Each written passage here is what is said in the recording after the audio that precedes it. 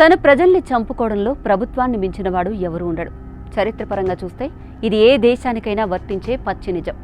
మనం నమ్మే దేశాలు, మనం గర్వించే శక్తులు, మనల్ని కాపాడతాయని భావించే ప్రభుత్వాలు అదే చేతులతో మనపై కాల్పులు జరిపితే, మనం ఓటేసి గెలిపించుకున్న ప్రభుత్వాలే మనపై విష ప్రయోగాలు చేస్తే, మనల్ని టార్గెట్ చేసి చంపుతూ ఉంటే, ప్రపంచానికి పెద్దన్నగా ఫోజు కొట్టే అమెరికానే ఇలా చేస్తే ఏంటి అర్థం కావడం లేదా? చెబుతా. ప్రతి విషయాన్ని క్లియర్ కట్గా వివరిస్తా.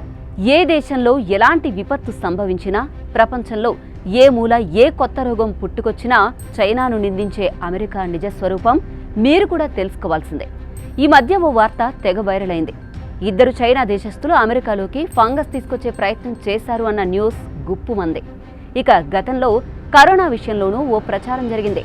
కోవిడ్ను చైనా ఓ ల్యాబ్లో తయారు చేస్తుందంటూ చాలా దేశాలు ఆరోపించాయి. దీనిపై ఇప్పటి వరకు ఎలాంటి ఆధారాలు లేకున్నా కూడా నమ్మేవారు ఉన్నారు.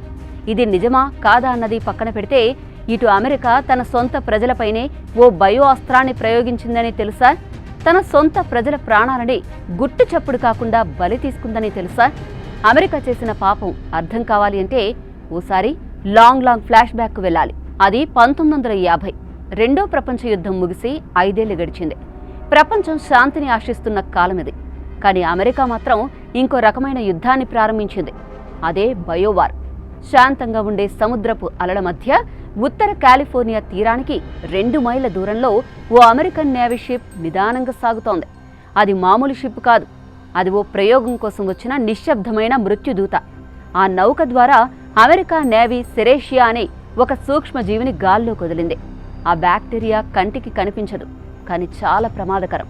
ఆ బ్యాక్టీరియా గాలి పీల్చిన తర్వాత మానవ శరీరం ఎంత స్పందిస్తుందో తెలుసుకోవడానికి అమెరికా ఈ ప్రయోగం చేపట్టింది. దీనికి ఆపరేషన్ సీ స్ప్రే అని పేరు పెట్టారు. వినడానికి పేరు చక్కగా ఉంది, కానీ ఫలితం మాత్రం కన్నీళ్లు, బాధ, మరణం. కొన్ని రోజుల్లోనే ఆ బ్యాక్టీరియా పూర్తిగా శాన్ ఫ్రాన్సిస్కో నగరాన్ని కప్పేసింది. ఆ నగరం గుండె బీటలు వారింది.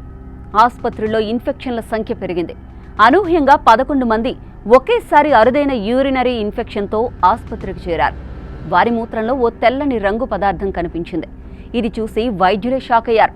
ఇంతలోనే ఎడ్వర్డ్ నెవిన్ అనే వ్యక్తి ప్రోస్టేట్ సర్జరీకి రికవర్ అవుతున్న సమయంలో సెప్సిస్తో చనిపోయాడు. ఈ మరణం ఎందుకు సంభవించిందో నాడెవ్వరికీ అంతుబట్టలేదు. ఎందుకంటే ఆపరేషన్ సీ స్ప్రే ప్రయోగం చాలా సీక్రెట్గా జరిగింది. ప్రజలకు చెప్పలేదు.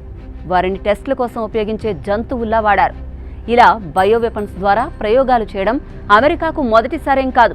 ఇలాంటివి చాలా టెస్టులు తర్వాతి కాలంలో మరికొన్ని నగరాల్లోనూ జరిగాయి. ఈ ప్రయోగం వల్ల ఎన్ని కుటుంబాలు బాధను భరించాయో ఎవ్వరూ లెక్క పెట్టలేదు. ఎడ్వర్డ్ నెవిన్ చనిపోయినప్పుడు అతడి బంధువులు ఒక్కసారిగా కుప్పకూలిపోయారు. ఆరోగ్యంగా ఉన్న వ్యక్తి, చిన్న సర్జరీ తర్వాత నెమ్మదిగా కోలుకుంటున్న వ్యక్తి అకస్మాత్తుగా సెప్సిస్తో చనిపోవడం ఎవరికీ అంతుబట్టలేదు. అటు అతని కుటుంబం వెంట ఎవ్వరూ నిలవలేదు. ప్రభుత్వానికి ఈ ప్రయోగం సాంకేతికంగా విజయాన్ని తెచ్చిపెట్టిందేమో, కానీ ఒక మనిషి ప్రాణం పోయినప్పుడు ఆ గెలుపుకింకా విలువ ఏముంటుంది? ఎన్ని ప్రశ్నలు అడిగినా సమాధానం ఉండదు. ఎంతమంది నెవిన్లు చనిపోయారో తెలియదు. ఇది ఎవరికీ తెలియదు. ఎందుకంటే అమెరికా ఈ పనిని గోప్యంగా, చట్టాలకు దూరంగా చేసింది. బాధితుల బంధువుల దగ్గరకు వెళ్లి ఒక్క క్షమాపణ కూడా చెప్పలేదు. $1 పరిహారం కూడా ఇవ్వలేదు. ఇటు మీడియాకు చెప్పలేదు. అంతా దాచేశారు. ఈ నిజం బయటికి రావడానికి 26 సంవత్సరాలు పట్టింది. 1976 వరకు ఈ సీక్రెట్ రివీల్ కాలేదు. ప్రభుత్వమే ఇలా చేస్తే ప్రజలెవరిని నమ్మాలి? నిజాలు బయటకొస్తే అవి ఎంత దారుణంగా ఉంటాయో తెలుసు.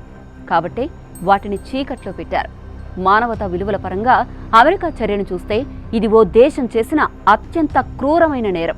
అయితే ఇదే అమెరికా ఇప్పుడు నీతి కథలు అల్లుతోంది. ప్రపంచానికి నైతిక పాఠాలు బోధిస్తోంది. ఒక రకంగా చెప్పాలంటే మానవ హక్కుల గురువుగా బిల్డప్ ఇస్తోంది. ఒక దేశం గొప్పదవ్వాలంటే అది వారి ప్రజల ప్రాణాల్ని ఎలా కాపాడుతుందనే దానిపై ఆధారపడి ఉంటుంది. కానీ అమెరికా అదే ప్రజలపైనే విషాన్ని చల్లింది. ఇది కేవలం చరిత్రకు సంబంధించిన కథ కాదు. ఇది మనందరికీ ఓ హెచ్చరిక. ప్రభుత్వాల చేతిలో మన ప్రాణాల విలువ ఎంత తక్కువగా ఉంటుందో గుర్తు చేసి గుండెను చీల్చే గాథ.